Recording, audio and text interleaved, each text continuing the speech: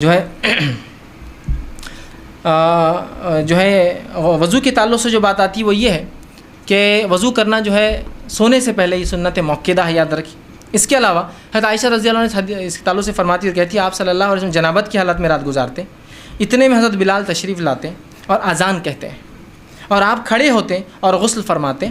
میں ان کے سر سے پانی گرتا ہوا دیکھتی، رسول اللہ کو دیکھتی نہاتے ہوئے دیکھتی تھی کہ آپ تشریف لے جاتے، کچھ دیر بعد مجھے آپ کی آواز فجر نماز کی سنے آتی دیتی، پھر آپ روزہ رکھتے۔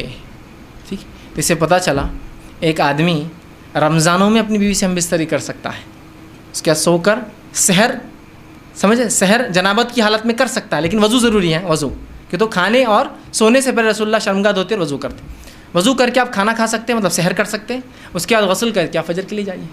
تو بہت سے لوگ سوال کرتے ہیں کہ رمضان میں کیا، تو پتہ چلا رمضان میں بھی ہم بستری حلال ہے۔ یہ بات اس لیے میں نے خاص رکھی، بہت سے لوگ کہتے ہیں رمضان میں ہم بستری کریں تو اولاد نافرمان پیدا ہوتی، اس لیے کہ یہ فرمانبرداری کا مہینہ ہے اور آپ شادی کر رہے یہ رات میں یہ کر رہے تو اس سے کیا فرمانبرداری ہو رہی۔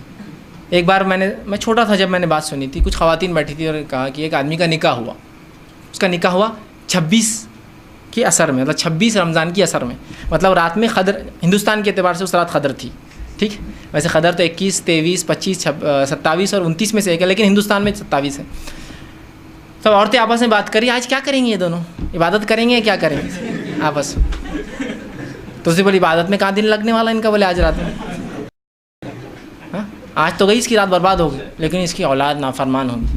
دوسری بولنے لگی نہیں، صرف اولاد نافرمان نہیں، ان کی دیکھنا تھوڑے دن میں طلاق ہو جائیں گی، عبادت کے مہینے میں شادی، طلاق ہو جائیں گی ان کی۔ استغفر اللہ۔ اندازہ لگائیے جس شریعت نے ہم بستری کو بھی صدقہ کہا، اور صدقہ یہ بھی عبادت ایک قسم کی ثواب دیتا ہے نا۔